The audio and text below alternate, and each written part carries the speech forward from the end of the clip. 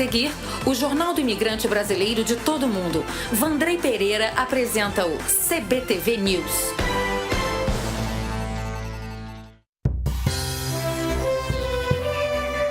O tempo passa num flash. A cada ano, novos caminhos, novos desafios, novas lutas. Brasileiros sempre lutam forte, sempre dão um show.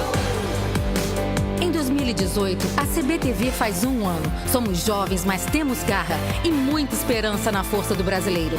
Não importa onde, em qualquer lugar do mundo, o Brasil pulsa dentro do nosso peito. No nosso canal você se vê de qualquer lugar. Na CBTV. Agora falamos diretamente com você. Novos programas com informação de qualidade. Na CBTV. Jornalismo moderno, ao vivo e com a sua participação online. Na CBTV tem de tudo, tem. Na CBTV. O futuro começou e a sua TV mudou. Navegue no nosso site, assista às nossas lives. Comente nas redes sociais, assista o que quiser, quando puder, no nosso novo aplicativo. Na CBTV tem de tudo, tem. Na CBTV. Sua plataforma digital CBTV Internacional. Costa Brasil Tours, sua agência de viagem nos Estados Unidos, apresenta o CBTV News. Brasileiro é condenado a 8 anos de prisão na Espanha, acusado de terrorismo. Mais 4 brasileiros são presos por agentes de imigração dos Estados Unidos. Pit Boys se entregam à polícia depois de agredirem 2 homens em Miami Beach. Trump usa Twitter novamente e fala sobre possível ataque à Síria. Presidente francês diz ter provas sobre o responsável ao ataque químico na Síria. Um atropelamento revelou australiano condenado por pedofilia foragido há 20 anos no Brasil. Uma professora agride uma aluna dentro da sala de aula em Jacksonville. E hoje tem as dicas das estreias do cinema para este final de semana. Oh, come on. I'm serious. I'm seeing things. Truth or dare? Dare. I know it sounds insane. Just a little. This fine young lady here dared me to show you my business. Boa noite. Hoje é quinta-feira, 12 de abril. Está no ar mais uma edição do CBTV News. Hoje comigo, Eleonora Pascoal, substituindo o Vandrei Pereira, que está de folga até segunda-feira.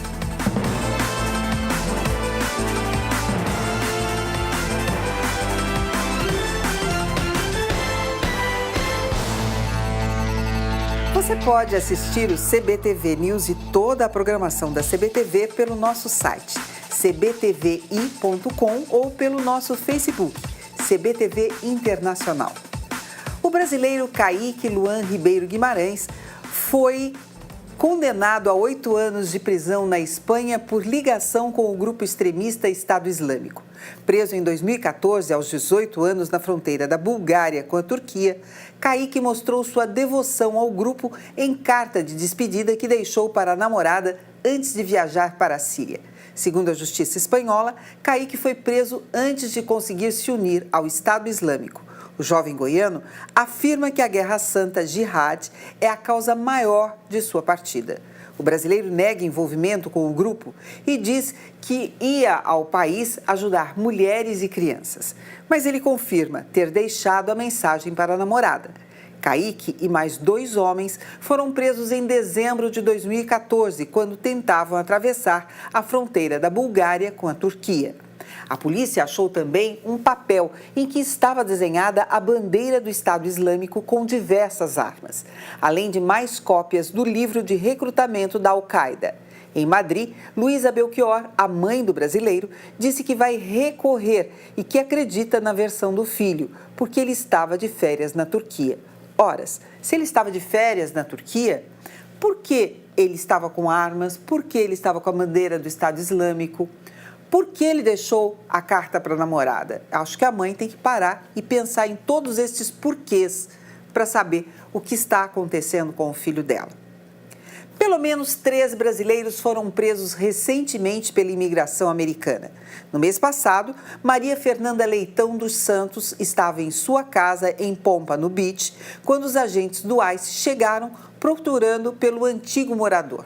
Os policiais acabaram detendo Fernanda para esclarecimentos, mas, por estar fora de status, Fernanda Leitão acabou presa. Há indícios de que o caso de Maria Fernanda esteja conectado com uma operação do ICE realizada de 18 a 22 de março na Flórida. Na ocasião, foram feitas 65 detenções em Broward. Ao todo, 271 imigrantes foram presos. Vários deles eram brasileiros e, do total, 99 tinham antecedentes criminais. O ICE ontem também deteve o cabeleireiro Batista Ecrasante, que mora na região de Boston, em Massachusetts. Esta é a segunda vez que Ecrasante é preso. No mês passado, ele havia sido abordado pela Polícia Rodoviária Estadual e, por não ter documentos para dirigir, ele foi conduzido para a imigração. O brasileiro não ficou detido porque apresentou uma passagem aérea de volta para o Brasil. Em outro caso, após ser parado no trânsito, Frilei Brás, radialista popular em Framingham, foi preso no último domingo, dia 8, e por ter uma ordem de deportação em aberto há anos, foi conduzido à imigração. De acordo com informações do Departamento de Polícia de Southampton, o policial checou a placa do veículo em que estava o brasileiro e viu que o proprietário registrado não tinha uma licença para dirigir. Ele permanece detido e aguarda o fim do processo, que vai determinar se ele será ou não deportado. 3 homens se entregaram às autoridades de Miami depois de terem atacado outros 2 durante a parada do orgulho gay de Miami Beach, conforme mostramos ontem aqui no CBTV News. A polícia de Miami Beach disse que cada suspeito enfrenta acusações criminais. Com idades entre 20 e 21 anos, eles foram identificados como Juan López, Adonis Dias, Pablo Romo Figueiroa e Luiz Alonso Piové. Agora, procuradores do estado irão analisar se os homens enfrentarão acusação de crime de ódio também. As vítimas, Dmitry Lukonov e René Chalarka, disseram à polícia que foram atacados por um grupo de homens enquanto esperavam para usar o banheiro. Chalarka e Lukonov disseram que foram xingados e depois atacados. Eles tiveram cortes e vários ferimentos nos rostos, mas estão bem. O presidente americano Donald Trump usou novamente o Twitter para se manifestar sobre a ameaça de um bombardeio contra a Síria. Ele diminuiu o tom feroz que usou contra o presidente sírio Bashar al-Assad, dizendo que um ataque poderia acontecer, muito em breve ou não. Ele indicou ainda que nunca especificou o momento exato de uma possível ação militar. Nunca disse quando o ataque à Síria aconteceria. Pode ser muito breve ou não tão cedo, disse Trump, de forma que os Estados Unidos, sob minha gestão, fizeram um ótimo trabalho ao extinguirem o Estado Islâmico da região. E completou: cadê o seu obrigado, Estados Unidos? Provocou Trump. Em ameaça direta a Assad, o presidente americano disse nessa semana que mísseis estariam chegando à Síria. Enquanto ele e outros países ocidentais avaliam uma ação militar na Síria durante o suposto ataque químico em Douma. O presidente francês Emmanuel Macron afirmou ontem que tem provas de que o regime sírio de Bashar al-Assad utilizou armas químicas em um ataque na zona rebelde e que a França responderá a essa ação. Disse Macron: temos provas de que na semana passada foram usadas armas químicas, ao menos cloro, e que foram usadas pelo regime de al-Assad. Ele disse também que a França dará sua resposta quando considerar que a ação será mais útil e eficaz. O presidente da Câmara dos Representantes dos Estados Unidos, Paul Ryan, principal representante republicano no Congresso, disse ontem ao seu partido que não buscará a reeleição em novembro. Ryan cumprirá seu mandato integral e se aposentará em janeiro. A saída de Ryan, de 48 anos, pode complicar os esforços do Partido Republicano para manter o controle sobre a casa em novembro, quando os candidatos podem ser atingidos pela impopularidade do presidente Donald Trump. Ryan foi eleito para a Câmara dos Representantes dos Estados Unidos em 1998, aos 28 anos, e foi rapidamente classificado como uma estrela republicana em ascensão. Tornou-se vice-presidente do candidato republicano à eleição presidencial em 2012, Mitt Romney. No Congresso, ganhou a reputação de especialista em política fiscal, atuando como presidente do Comitê de Orçamento da Câmara de 2011 a 2015 e foi como líder da casa, foi uma força motriz por trás de uma revisão de impostos aprovada pelo Congresso no ano passado. Ele vai se aposentar muito cedo, não é verdade? Podia trabalhar um pouquinho mais. Condenado por pedofilia e foragido da polícia, o australiano Christopher John Gott, de 63 anos, conseguiu escapar das autoridades da Austrália por 22 anos até ser atropelado no Rio de Janeiro, no dia 18 de janeiro deste ano. Ele foi uma das 17 vítimas de um carro desgovernado que invadiu o calçadão de Copacabana, onde um bebê de 8 meses, que estava também entre as vítimas, morreu. Gott foi internado no Hospital Miguel Couto e, com a ajuda do consulado australiano, foi descoberto que seus documentos eram falsos. Ele ainda está internado em coma e o estado de saúde dele é grave. Gott morava no Brasil com um passaporte falso há 20 anos e dava aulas de inglês como professor freelancer. Nascido em Melbourne, Gott trabalhou como professor de ensino médio na cidade de Darwin até 1994, quando foi preso após 17 denúncias diferentes de abuso sexual de crianças, incluindo uma acusação de estupro de uma criança menor de 14 anos e o abuso de um adolescente de 16. Segundo o periódico The Australian, ele foi condenado a 6 anos de prisão e fugiu 2 anos depois, após ter a liberdade condicional concedida.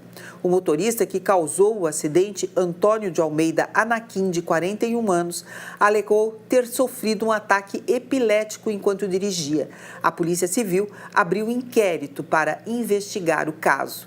E é bom que a polícia investigue também se, por acaso, Gott, durante todo este período que permaneceu no Brasil como professor, não abusou e não molestou outras crianças.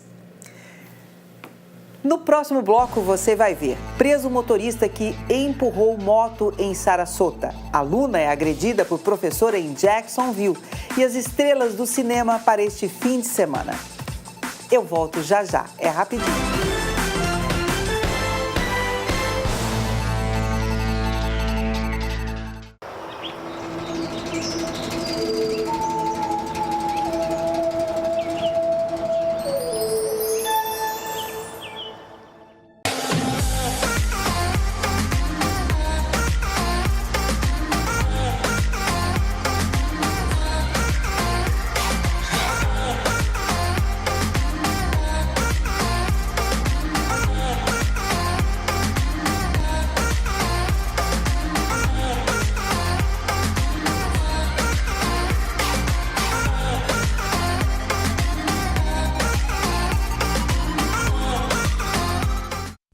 A Safety Tax, uma das maiores empresas de assessoria contábil e tributária dos Estados Unidos, está preparada para atender você junto à Receita Federal, na sua declaração de imposto de renda, na formação e administração da sua empresa. Para você que pretende viver ou investir nos Estados Unidos, consulte a empresa que fala a sua língua.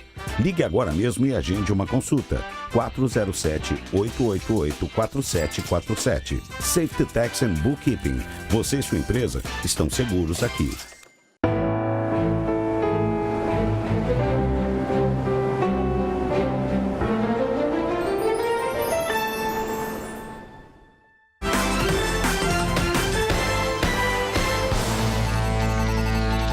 Escreva para CBTV, nosso e-mail, cbtvnews@cbtvi.com. Mande a sua dica, a sua sugestão, a sua crítica. Estamos aqui para ouvir você. A polícia de Sarasota prendeu Magdiel Medrano Bonilha, de 30 anos, acusado de ser o motorista do carro que empurrou um motociclista, como mostramos aqui no início da semana. Além de ter provocado o acidente, Magdiel está sendo acusado de dirigir com a carteira de motorista vencida. No domingo, Darin Hendrickson ia para casa na sua moto quando, segundo ele, o motorista do carro teria jogado um objeto de metal sobre ele, causando danos à moto. Hendrickson conta que seguiu o carro e tentando fazer o motorista parar. No vídeo, aparece que o motoqueiro tenta acertar a janela do carro do lado do motorista, que perde o controle e acaba atingindo Hendrickson. Aí, como você pode ver, que acabou caindo e teve costelas fraturadas, cortes nos braços e pernas. Uma professora de high school em Jacksonville é acusada de agredir uma aluna dentro da sala de aula. No vídeo gravado pelos alunos, a professora aparece batendo a cabeça de uma aluna, Mikalia Sacrini, de 15 anos, contra a porta antes de expulsá-la da sala de aula. A mãe de Sacrini, Adriana Baker, disse que quando a filha chegou em casa se queixou de dor de cabeça e teve que levá-la ao pronto-socorro. O condado de Duval informou que está apurando o caso. Um professor da Marjory Stoneman Douglas em Deerfield Beach foi preso por deixar uma arma carregada em um banheiro público. A arma foi encontrada por um sem-teto que acabou fazendo um disparo. Ninguém ficou ferido durante o incidente. O professor de Química, Sean Simpson, de 43 anos, que estava na escola Parkland durante o tiroteio do dia 14 de fevereiro, quando morreram 17 pessoas, disse aos policiais que ele esqueceu a arma quando foi usar o banheiro. Simpson tem permissão válida para portar armas. Segundo o relatório de prisão do departamento do xerife de Broward, ele pagou fiança de $250 e vai responder em liberdade. O Conselho Escolar do Condado de Broward decidiu não participar do recém-criado programa de guarda escolar do estado, que permite que alguns funcionários da escola carreguem armas no trabalho. O programa foi criado em resposta ao massacre na Marjory Stoneman Douglas High School, em Parkland, onde 17 pessoas morreram. Defensores do programa acreditam que poderiam ter detido o atirador Nicholas Cruz e impedido as mortes. O programa requer mais de 100 horas de treinamento para os funcionários da escola. O Conselho Escolar do Condado de Broward disse que o dinheiro seria usado no programa de guarda escolar, pode ser redirecionado para a contratação de mais oficiais escolares. Na semana passada, o Conselho Escolar do Condado de Palm Beach também se recusou a participar do programa. E no que diz respeito ao que aconteceu em Parkland, Nicholas Cruz, que foi o atirador, ele tem direito a uma herança que foi deixada pela mãe dele, que morreu bem antes do massacre na escola. Ele disse que essa herança não será usada para pagar os seus defensores.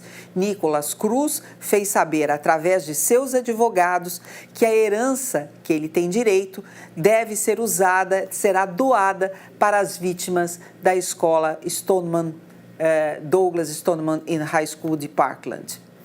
O grupo de jovens que morreu na queda de um jatinho gravou vídeos e compartilhou fotos da viagem minutos antes da tragédia. O avião caiu em um campo de golfe apenas 15 minutos depois de decolar do aeroporto de Scottsdale, no estado americano do Arizona. O acidente matou os 6 ocupantes da aeronave, que tinham como destino Las Vegas, em Nevada. Pelo menos 3 vítimas eram estrelas do Instagram. Com milhares de seguidores na rede social, Maria Kogan, de 23 anos, tinha mais de 30 mil seguidores. Aman Patel, de 26, conhecido pelo apelido Happy, acumulava 44.500 amigos na rede social. Já James Pedrosa, de 28, que era dono da aeronave, tinha as postagens vistas por 12 mil usuários da plataforma. A modelo Helena Lagos, de 22 anos, que também estava a bordo, morreu. Vídeos que circulam nas redes sociais mostram o embarque dos jovens e a descontração durante o voo. O grupo havia passado o fim de semana no festival de Phoenix Lights e estava a caminho de Las Vegas. Segundo a polícia, o piloto ainda não foi identificado. As autoridades de tráfego aéreo dos Estados Unidos apuram se a aeronave tinha condições de levar 6 pessoas ou se houve sobrecarga. Mágica. David Copperfield corre o risco de ter que revelar um dos seus mais importantes segredos e também um dos seus mais famosos truques de ilusionismo. Isso porque em 2013, durante um show em Las Vegas, o chefe de cozinha britânico Gavin Cox, depois de cair e bater a cabeça, teve lesão cerebral com diagnóstico de traumatismo craniano. O acidente aconteceu durante a participação de Cox no número em que Copperfield faz a pessoa desaparecer, uma atração que ele apresenta há mais de 15 anos e da qual já participaram mais de 100 mil pessoas. Dias 14 e 15 de abril, haverá atendimento em Orlando.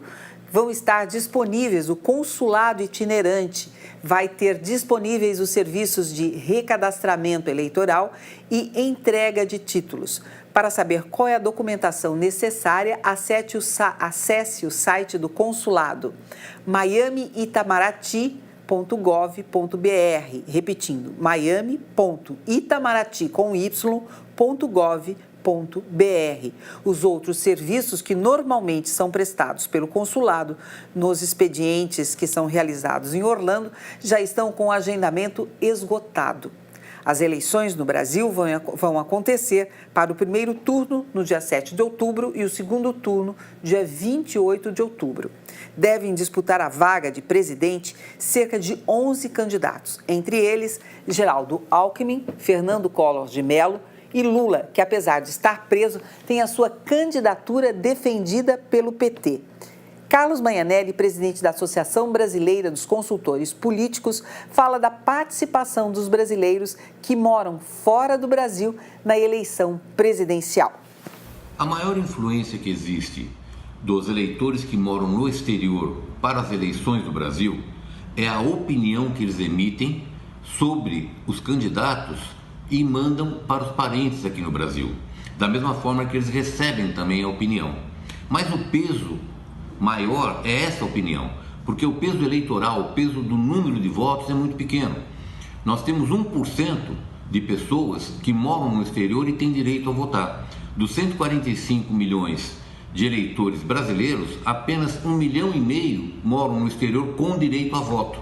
Então ficou muito pequena a participação de número na campanha eleitoral presidencial. O maior peso, repito, é a opinião que eles recebem formada através da mídia no exterior e que devolvem aos parentes que moram aqui no Brasil. Esse é o maior peso dos eleitores do exterior para uma campanha presidencial. Agora é hora de Luciane Duque dar a previsão do tempo. A sexta-feira em Orlando amanhece com sol, mas aos poucos as nuvens vão surgindo e o dia termina nublado. As temperaturas vão variar entre a mínima de 19 e a máxima de 29 graus. Já o fim de semana começa com sol. O sábado deve ser de calor e sem previsão de chuva. Os termômetros sobem com mínima de 23 e máxima de 32 graus Celsius. E o domingo promete ser um dia ainda com temperaturas mais altas, mas há fortes chances de trovoadas, mínima de 14 e máxima de 30 graus. Agora a previsão para você que mora em Boston.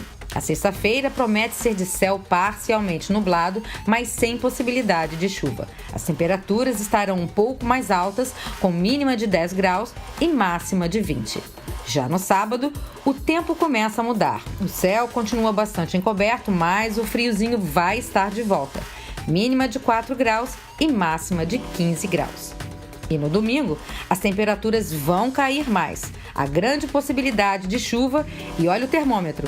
Previsão de mínima na casa dos 4 graus e máxima de 5 graus Celsius. Se você mora em Boston, prepare os casacos. Amanhã tem mais previsão do tempo aqui no CBTV News. Voltamos ao estúdio. Obrigada. A Polícia do Sul da Califórnia está alertando os motoristas sobre o aumento de roubos em postos de gasolina, enquanto o motorista abastece o carro. O bandido furta itens de dentro do veículo do lado oposto ao que o motorista está abastecendo. A polícia alerta que a estratégia do bandido é se colocar fora do campo de visão do motorista e que a maioria das vítimas são mulheres. A polícia recomenda que, na hora de abastecer, feche o carro, as janelas, tranque as portas e pegue as chaves. O filme Rampage, Destruição Total, que tem como ator principal a estrela de filmes de ação Dwayne Johnson, estreia amanhã, sexta-feira, nas salas de cinema dos Estados Unidos. Johnson é o primatologista Davis Okui, um homem recluso que compartilha um vínculo inabalável com um gorila, George. Diga-se de passagem, um gorila muito inteligente que está sob os seus cuidados desde o nascimento, quando um experimento genético desonesto é feito por um grupo de predadores que inclui o primata. Os animais se transformam em monstros que destroem tudo em seu caminho. Agora, Okui, o personagem de Johnson, tenta conseguir um antídoto e impedir que seu amigo provoque uma catástrofe global. Filme Verdade e Consequência. E amanhã, sexta-feira 13, que tal um filme de terror? A estreia de Verdade e Consequência promete arrancar suspiros nas salas de cinema. A brincadeira de verdade ou consequência, ou verdade e desafio, é o ponto de partida deste filme de terror. A atração promete seguir a linha terror e suspense dos famosos filmes Premonição e Corrente do Mal. Verdade e Consequência explora o pavor de um grupo de jovens que, durante um jogo inofensivo de verdade ou desafio entre amigos, se torna fatal quando alguém ou alguma coisa começa a punir quem conta uma mentira ou recusa o desafio. E agora é hora do esporte com Fernando Andrade. A temporada regular da NBA acabou ontem, mas a última rodada ainda trouxe muita agitação. Jogando em casa, o Oklahoma City Thunder recebeu o Memphis Grizzlies em um jogo que colocou Russell Westbrook na história da liga. O armador anotou 6 pontos e 19 assistências, mas foi em outro quesito que ele se destacou. Westbrook precisava de 16 rebotes para se tornar o primeiro jogador a conseguir triplos-duplos em suas médias na temporada por 2 anos seguidos. E ele conseguiu 20 rebotes na vitória do Thunder por 137-123. Quem também atingiu uma marca pessoal importante foi LeBron James. O craque do Cleveland Cavaliers só precisava entrar em quadra contra o New York Knicks para, pela primeira vez, participar de todos os 82 jogos da temporada regular. E ele atuou só 11 minutos, o suficiente para garantir outro recorde: 873 jogos seguidos com pelo menos 10 pontos anotados. Depois do 10º ponto, LeBron James saiu de quadra e não voltou mais na derrota do Cleveland Cavaliers por 110-98. Já o Toronto Raptors viajou para Miami e levou a pior contra o Heat. Depois de um empate no tempo normal, o time de DeMar DeRozan, Jonas Valanciunas e Kyle Lowry não conseguiu segurar o Miami Heat na prorrogação. Placar final: Heat 116, Toronto Raptors 109. Vitória também do outro time da Flórida. O Orlando Magic recebeu o Washington Wizards em uma partida sem grandes destaques individuais. Os dois times apostaram principalmente no conjunto. Melhor para o Magic, que venceu por 101-92. Apesar do resultado, o Orlando Magic teve uma das piores campanhas da temporada e o treinador Frank Vogel foi demitido. Ele comandou o time por 2 anos seguidos, conseguindo só 54 vitórias e 110 derrotas. E se a campanha do Magic não foi das melhores, a do Houston Rockets já foi bem mais tranquila. O time já estava com a primeira colocação na Conferência Oeste garantida há várias rodadas e se deu ao luxo de poupar seus principais jogadores. Sem atletas como o barbudinho James Harden e o brasileiro Nenê, os Rockets acabaram derrotados pelo Sacramento Kings por 96-83. O CBTV News fica por aqui. Boa noite e até amanhã. Tchau.